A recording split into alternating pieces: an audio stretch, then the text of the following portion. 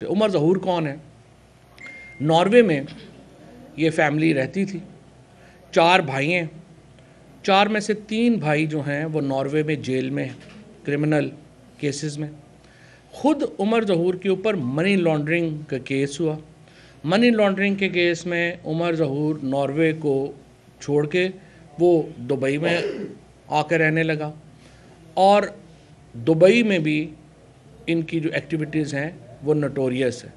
बाद में वो पाकिस्तान आए।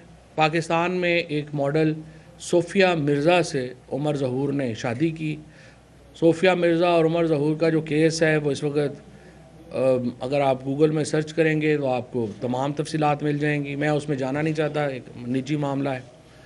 और बहरहाल ये सिर्फ मैं आपको बता दूं कि जो उमर ज़हूर रात को कह रहे हैं कि उन्होंने $2 मिलियन जो है वो इसके अदा कर दिए घड़ी के, वो IDFC की एक कॉर्नर शॉप के ऊपर से इन्होंने कराई और उस कॉर्नर शॉप के ऊपर कहने के ऊपर इसको कहा कि ये $2 मिलियन में जो है वो मैं ख़रीद रहा हूँ और $2 मिलियन अदा कर दिए। हालांकि यहाँ पे उन्होंने अपनी बेगम को 10 लाख रुपए महीना अपने दोनों बेटियों के लिए देने से इनकार कर दिया था और कहा था कि मेरे पास इतने पैसे नहीं हैं कि मैं 10 लाख रुपया महीना जो है वो अफोर्ड कर सकूं।